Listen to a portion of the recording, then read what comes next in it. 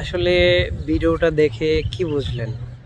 আমি যতটুকু শুনতে পারছি, মেয়েটার প্রায় 2 বছর হয় বিয়ে হয়, প্রেম করে বিয়ে হয়েছে, পিরিতের বিয়ে আর কি।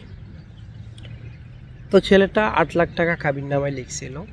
ওই 7-8 লাখ টাকা কাবিন যখন দিয়ে দেয়, তাদের যখন ছাড়াছাড়ি হয়ে যায়, তখন মেয়েটাকে যখন ক্যামেরার সামনে টাকাগুলো দিতেছে, ছেলেটার চেহারার দিকে আমি সবাই কিন্তু দেখছি ছেলেটার চেহারাটা, তার চেহারাটা কেমন হয়েছে।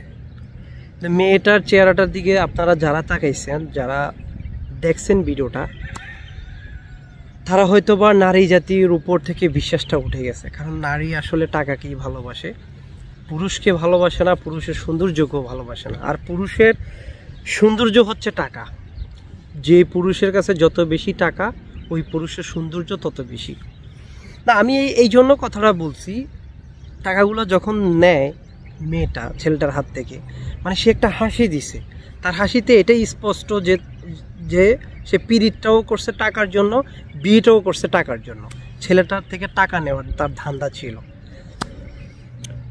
হাই রে নারী, তুমি বুঝলা না, যেখানে বর্তমান যুগে 200 টাকা হলে নারী পাওয়া যায়, 200 টাকা, সেই জায়গায় পুরুষ তারপরও নারীর মধ্যে ভালোবাসা খুঁজতে যায়। নারী তোমরা তারপরও ধন্য, আমি এই জায়গায় বলবো। পুরুষ যদি দেহের জন্য দেহর পাগল থাকতো, পুরুষ যদি শরীরের পাগল থাকতো, বডির পাগল থাকতো, তোমার রূপ লাবণ্যের পাগল থাকতো, তাহলে কিন্তু পুরুষ কখনো সংসার জীবনে আসতো না, পুরুষ কখনো বিয়ে শাদীর মধ্যে যাইতো না, বিয়ে শাদীর মধ্যে আসতো না। পুরুষের নারীর প্রতি যে ভালোবাসাটা জন্মায়, ওই ভালোবাসার থেকে পুরুষ নারীকে সবসময় আগলে রাখার চেষ্টা করে। ভিডিওটা দেখার পর আসলে প্রিয় মানুষের একটা কথা, মানে তাকে বলার একটা খুব ইচ্ছা। আসলে পুরুষ নারীদেরকে এত পরিমাণ ভালোবাসে, তার প্রিয় মানুষকে, তার শখের মানুষকে, তার শখের নারীকে এত পরিমাণ ভালোবাসে যে মানে সে কখনো কল্পনাও করতে পারে না সে তাকে ছেড়ে চলে যাবে। আসলে পুরুষ মানুষ অদ্ভুত একটা চরিত্র। মানুষটা তার প্রিয় মানুষকে হারানোর পর তার যে মলিন চেহারাটা আমি দেখলাম, মানে সে ভিতর থেকে কতটা কষ্ট পাওয়ার পর সে টাকাগুলো তার হাতে তুলে দিছে। আর সেই নারী, অভাগা নারী, আমি তাকে মানে অভাগা বলবো, তাকে আমি ভাগ্যবান বলবো না। কারণ সে এমন একজন পুরুষ পাওয়ার পরও তার টাকার প্রতি লোভ ছিল, সেই পুরুষটা সে ছাইরা চলে গেছে। ওই নারীটাকে আমি অভাগা বলবো।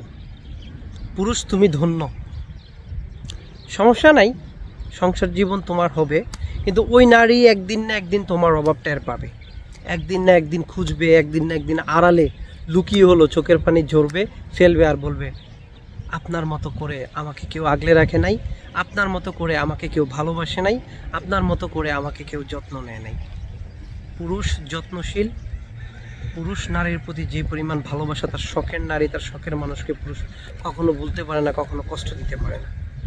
শখের মানুষের জন্য তার শখের জীবন বিসর্জন দিয়ে দেয়। অবশেষে একটা কথা, পুরুষের ভালোবাসা অসম্ভব সুন্দর। নারী যদি বুঝতে পারে, নারী যদি জানতে পারে, নারী যদি অনুভব করতে পারে পুরুষের ভালোবাসা, ওই নারী পাগলের মতো হয়ে হলো ওই পুরুষের পিছেই লেগে থাকবে, ওই পুরুষের পিছেই থাকবে। নারী কখনো পুরুষহীনতায় ভুগবে না, তার শখের মানুষ থেকে দূরে যাবে না। পুরুষ সবসময় তার শখের নারীকে আগলে রাখে, শখের নারীকে যত্নে রাখে, শখের নারীকে ভালোবাসা দিয়ে সবসময় তার কাছে রাখে। ওই নারী ধন্য যে নারী পুরুষ মানুষের ভালোবাসা বুঝতে পারছে। তা আজকে কতগুলো কথা আসলে বলে ফেললাম। তা আসলে সবচেয়ে যে বিষয়টা খারাপ লাগছে, ভিডিওটা বানানোর উদ্দেশ্যটা ছিল মেয়েটার যে মুখের হাসি, টাকাগুলো নেওয়ার পর যে তার ভিতরে যেই আনন্দটা, এটা দেখে আসলে নারী জাতির প্রতি মানে একটা কি বলবো, আসলে এটা কাউকে আমি হ্যাও করে কথা বলতেছি না। আমার মাও তো একজন নারী, আমিও তো একজন নারীর পেট থেকে আসছি। তো একটা কথা হচ্ছে, পরিশেষে নারী মা রূপেই শ্রেষ্ঠ। কোনো নারীকে অসম্মান করে কথা বলি নেই, হ্যাও করে কথা বলি নেই। আমার মাও একজন নারী, আমি ওই মায়ের সন্তান। তো নারী মা রূপে শ্রেষ্ঠ আমি মনে করি। আমার কাছে পৃথিবীর শ্রেষ্ঠ আমার মা। তো সবাই ভালো থাকেন, সুস্থ থাকেন, দেখা হবে অন্য একটা ভিডিওতে। আমার চ্যানেলটা রহমান টিভি একটা সাবস্ক্রাইব করে দিবেন, লাইক কমেন্ট তো অবশ্যই থাকবে, শেয়ার করে দিবেন। সবাই ভালো থাকেন, সুস্থ থাকেন, আল্লাহ হাফেজ।